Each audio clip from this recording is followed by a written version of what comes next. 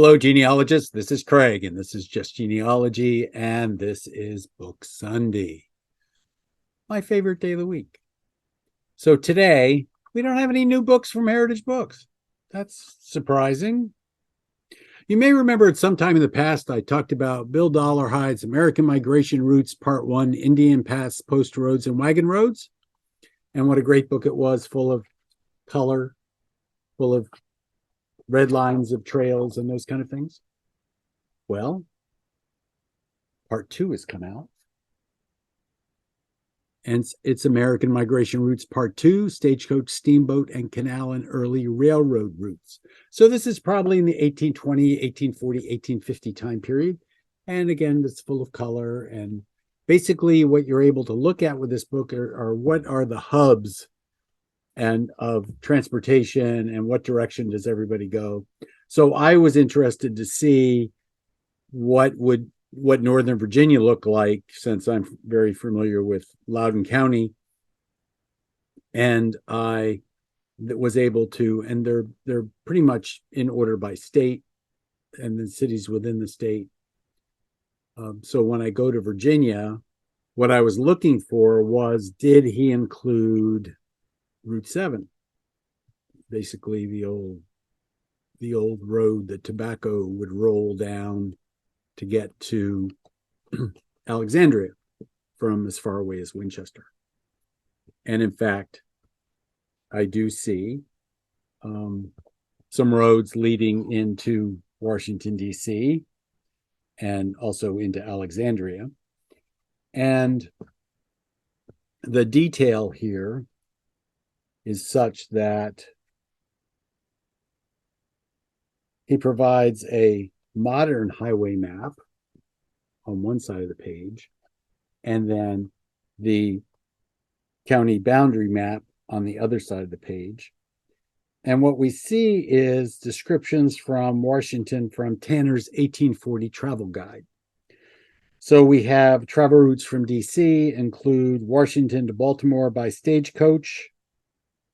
And then we have Washington to Baltimore by Steamboat. And then we have Washington to Dover, Delaware by Stagecoach. And there also was one by partially by Steamboat. And then there are travel routes from DC on the next page that include Washington to Richmond, and that's by Stagecoach. Then Washington to Virginia by Stagecoach. And this is the one that I was interested in, the Washington to Winchester. So what it says is 1840 Stagecoach via Ashby's Gap Turnpike, Millwood Pike, Table 29, Old Pioneers Road, Book 1 Table, page 30, from Washington to Alexandria, 9 miles, Fairfax Courthouse, 23, Aldie, 47, Upperville, 61, Millwood, 71, and Winchester, 84 miles. And then he does a Google Maps Washington look, and he says, take US 50 to Arlington, Fairfax, Aldie, Upperville, Ashby Gap, Millwood, and Winchester, 74-mile drive. Note this route is the connection between the Great Stage Road at Washington and the Great Valley Road, aka the Valley Turnpike at Winchester. Now that wasn't exactly what I was looking for.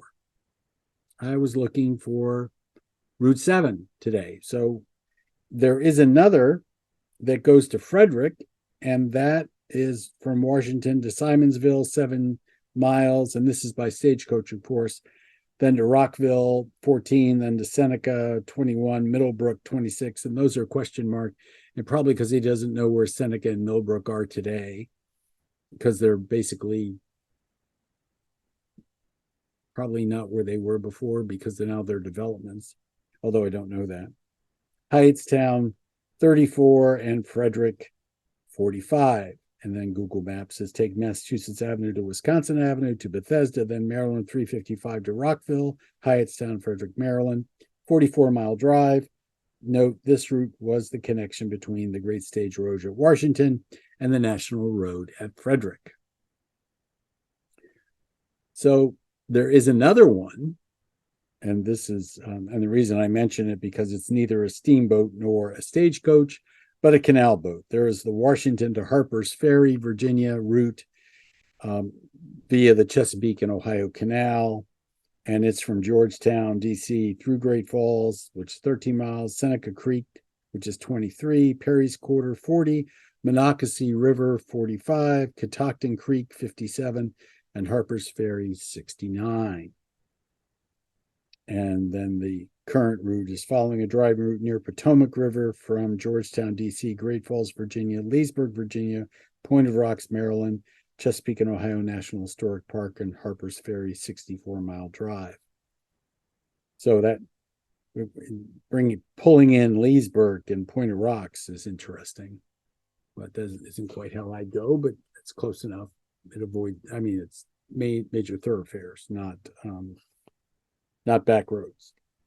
So this is pretty cool stuff. Now I have another book that we've recently added to our repertoire and these are published by Family Roots Publishing. And then I have a Lloyd Boxtruck book on American settlements and migrations, a primer for genealogists and family historians that was originally done in 2017, which is a neat little tiny book on American migration.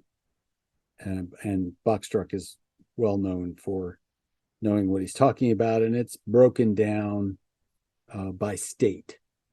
So, for example, when we talk about New Jersey, and by state and then chronologically.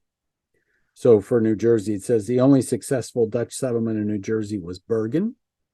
In 1655, the Dutch took over New Sweden and the English took New Netherlands over in 1664. And then it goes on about the English assuming control. And then we move through Monmouth County, and the patentees were from Gravesend, Long Island. They included John Brown, James Grover, Richard Stout, Samuel Spicer, Richard Gibbons, John Tilton, and William Goulding. Some came from the eastern end of Long Island.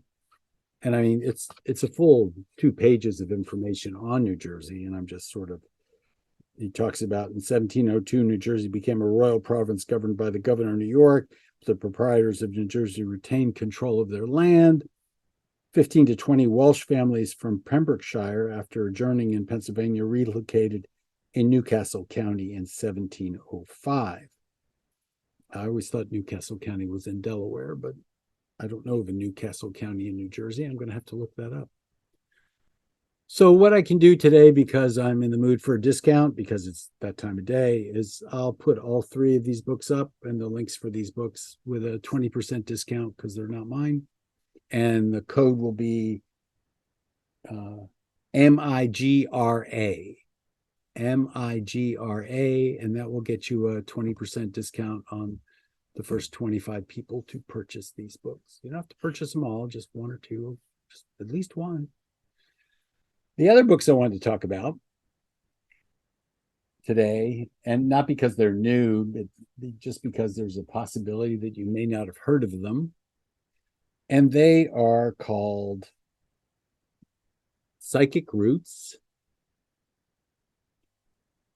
Serendipity and Intuition and Genealogy, and more Psychic Roots, Serendipity, Intuition, and Genealogy. And I haven't read these in a very long time, like in a decade, but I remember reading them, and I enjoyed them very much when I did read them, because I don't know about you, but I've had a few experiences where psychic roots came into play. And I don't mean that in an offhand way.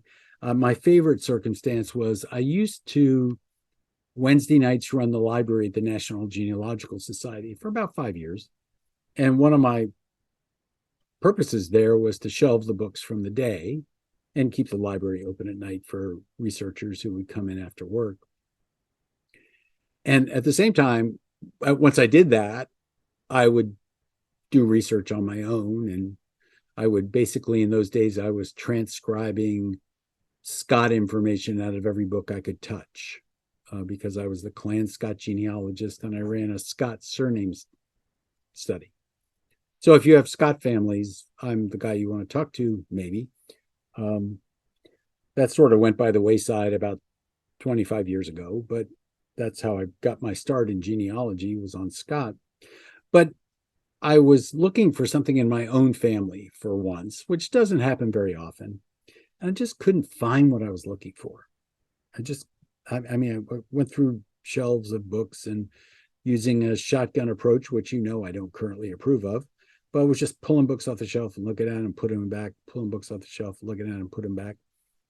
And I pulled a book off the shelf, looked at it, put it back, and it fell off the shelf, which is kind of strange because I treat books nicely. But this book fell off the shelf and it fell open. And what it opened to was the page that I should have been looking for. Exactly what I was looking for was on that page. Now, do I remember what was on that page? No, I don't. I do remember it was New Jersey. And I do remember it was Scotch Plains Baptist Church. But that's all I remember. And if that's the case, it was Blackford's or Martin's or Slater's. The code for these to get these at a 20% discount. I mean, these are a welcome addition to any library just from the perspective of their fun. And you may get clues from them about how to do some research based on some of the stories that are in here. These were done by Hank Z. Jones. And one of the things about that Z is his middle name is Z, the letter Z. There's no period after the Z. He goes by the name of Hank. He's a fellow of the American Society of Genealogists. He's been doing this a long time. He's best known for his research in Palatines. Today, it being Book Sunday, two of my favorite books from my past, More Psychic Roots and Psychic Roots by Hank Z. Jones.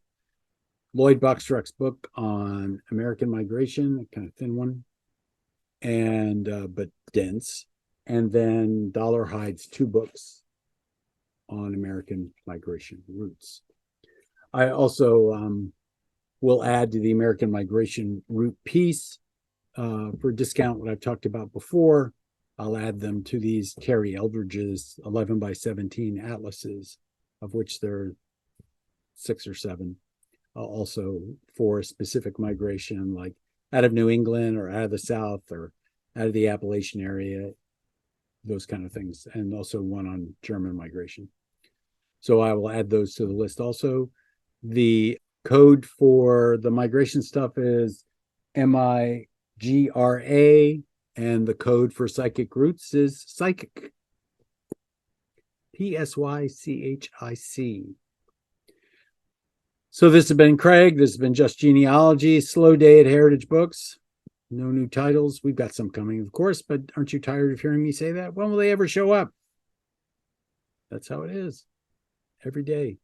I have no shortage of books to add in. You can see this pile behind me over here, over there. Those are GPC books waiting to be added. And I have this stack underneath these books, 2 stacks that high of Southern Historical Press books to be added. So the only thing I have to add in addition to that is at the end next Saturday, I will be in Germantown, Tennessee, speaking to the Tennessee Genealogical Society, where I will be talking about pension records you stopped too soon, bounty land, colonial to 1855, researching your Mexican War ancestor and World War I ancestors. You can either do that in person or you can do that as a webinar. So I would go out to the Tennessee Genealogical Society website and have a look if you're interested. It's very inexpensive.